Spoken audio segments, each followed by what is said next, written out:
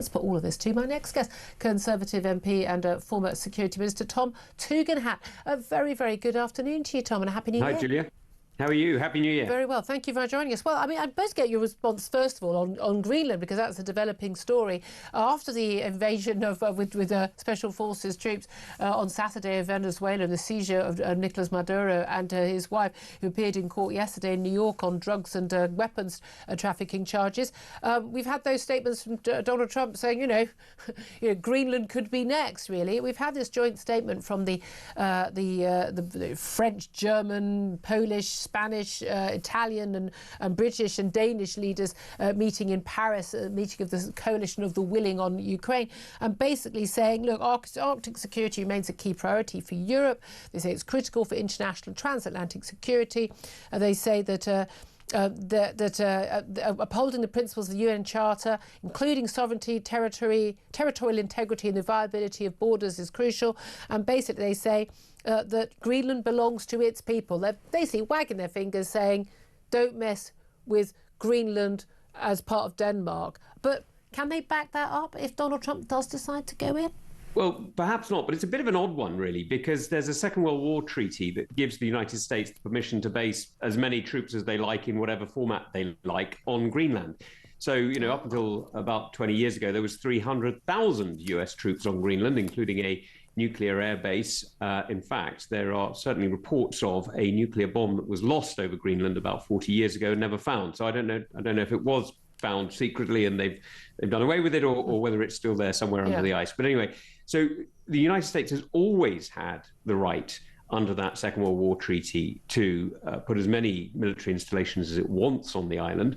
And secondly, you're honestly telling me that if the United States really wants the rare earths and wants the oil and so on, they couldn't do a deal with every one of the Greenlanders. There's not that many of them. I think it's fewer than 100,000. 56,000. There you go. Exactly. It's well, not most, that many. I think the inhabitants, I mean, most of those, I think, are Danes rather than Greenlanders. Well, exactly. And you know, you honestly telling me that $500 million, that's what, that's $1 million each, wouldn't, you know, secure some sort of treaty status, you know, perhaps a territory, perhaps a state of the United States if they really wanted to. So I think quite a lot of this is noise in that sense. I don't find it particularly helpful. It somewhat leaves me a bit cold when major world leaders are saying this could lead to the end of NATO, which only encourages Russia and China to push harder in these sort of areas. So, you know, I'm not sure it's particularly helpful to say that. But it's certainly true that the United States has many options other than stepping in, you know, militarily. Okay. But why would they need to? If you say, look, they've got the right, we know they've already got those bases there. And we know, okay, there's oil, there's mineral reserves. But, you know, so they don't need any more oil. America's got plenty of oil of its own. It's trying to get back the, you know, the oil reserves that the oil that they were accessing through American firms that were seized by Chavez and Maduro in Venezuela. Is this about strategic importance? And is this about a threat from China and Russia? Because we, you know, again, we've got, you know, these axes of evil. We know that's been an issue in Venezuela. That they're working with Maduro.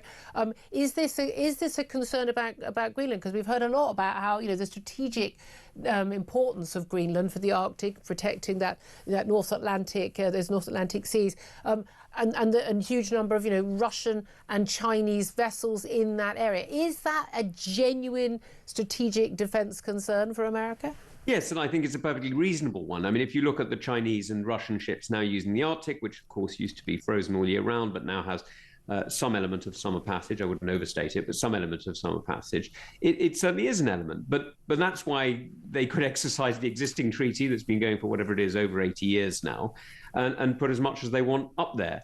You know, the Canadians are investing more in their over-the-horizon capability, and many other people are sort of looking at it in Norway and places like that in order to play their part. So I certainly think there's a strong argument that NATO needs to do more in the high north. I don't think there's much debate about that. And I think the United States is right to put pressure on us, on, you know, the Danes and others who maybe haven't quite, frankly, played the part that they should have done over recent years, to do more. But I'm not sure seizing territory really helps or hinders. I mean, American businesses can exploit those resources and get rich off what's there anyway, and American troops can be based up there anyway. So I think quite a lot of this is changing the debate in Washington. Is it just sort of saber rattling? Is it all talk? Is it a message not to the people of Greenland or the coalition of the willing in Paris right now? Is it actually a message to China and Russia, basically saying, and we've heard this a lot, this national national security strategy, that basically this is where we're in charge. Don't mess with us. So I think a large element of it is reasserting US hegemonic control over the Americas, North and South, and demonstrating that they are fully committed to defending their area and, in fact, to having a sphere of influence in a way that we haven't seen since the 1800s. So should we be condemning that? Because we've got the Emily Thornberrys of the world. I'm sure you're a big fan as well. The chair of the Foreign Affairs Select Committee, Labour MP, used to be dinner party companion of the Prime Minister's until she didn't get a job in his cabinet last year, but one. But condemning this and all this talk about the rules-based international order and Keir Starmer not standing up to Donald Trump on this. Is she right or is he right? Look, my problem with all of this is, frankly, if you're not willing to pay for the police, why do you think the judges are going to listen to you? I mean, it's a really strange thing where we have effectively lived under a US security umbrella almost for 20 or 30 years. I'd say only for 20 or 30 years, because before then we played our part. We paid 5%, we paid 4%, whatever it was. We paid a large element for our own defense as part of the Cold War. Exactly right. And, we demonstrated our capability by things like the 1982 Falklands War, where we demonstrated that we were not only capable, but we were resolute. Well, in the last year, what are the lessons that the President of the United States and the US people are going to draw from us? We're not even willing to argue in court over the Chagos Islands, let alone fight for them. We're not serious. We're not a serious country. So when you hear people saying, oh, well, you're breaking international law, hang on a minute. International law doesn't apply to Russia and China and Iran because they ignore it. Yep. It doesn't apply to Europe because it's too weak. So the only people it really applies to is the US. Well, funnily enough, they're grating at it and they're turning around and they're saying, hang on a minute, if it's only there to constrain us, well, forget it. Well, but the reality is law really matters. But if you think it matters, then you've got to police it. And if we're not willing to pay for it, we can't complain when others don't. But the reality is you can't police great powers like US, like China. I mean, we barely police Russia, it would appear, because people want to buy their gas more than they want to actually stop them from invading Ukraine. I mean, the reality is that, the international rules-based order is a complete fiction, and it's actually been America being since 1990 the main superpower in the world, and therefore, and you say we're under their umbrella, and what they say goes, and that's the end of the matter. Well, hang on, I'm going to push back a bit on that, Julia. It's not that you can't police it, it's not that you can police it in the normal way of sort of, you can slap America on the wrist or something like that. That's not what I mean. What I mean is, if you're willing to share your burden, if you're willing to be a security provider of a scale or equivalence to the United States, now that doesn't mean quite to the same size, but if you're at least willing to stump up, so when something goes wrong, you're willing to do something about it, then you have a vote, you have a voice, you have a say in how the world changes. And it means that international organizations, NATO, various international courts, the UN, whatever, they are relevant because you have a relevant voice. If you're not even willing to put your hand in your pocket to pay for defense, well, you're not relevant. Yeah. So that's what I mean by policing. I mean being an equal part. Are we the UK relevant anymore? Is the EU, is Europe relevant anymore? Given the in defense terms, no. Sorry, let's be absolutely clear. In defense terms, no, we're not.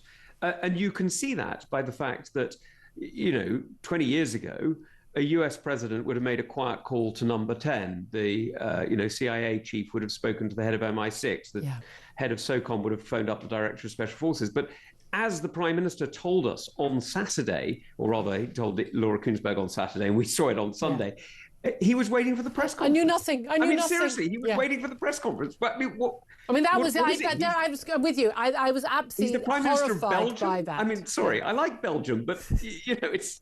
This is ridiculous. Yeah, he should have already had a briefing. His people should have known. Exactly. I thought it was quite extraordinary, but he didn't know.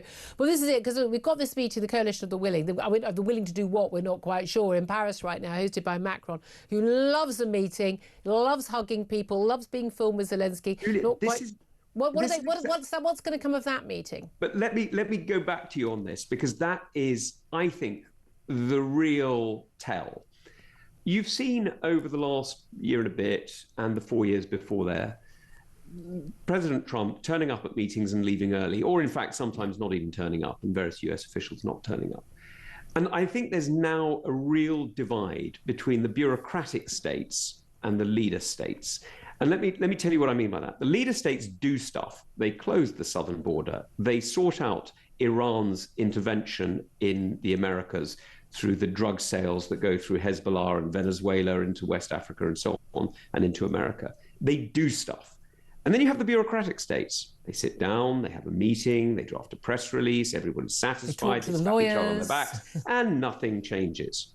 Now, if you're not willing to make changes, guess what? People will eventually turn to more and more strident voices in the hope that they will actually do it. Now, they may do it or they may be incompetent, but people are looking for the change. And if those who are supposed to deliver the change only deliver another meeting, guess what? Turn somewhere else. Fascinating to talk to. Tom Tugendhat.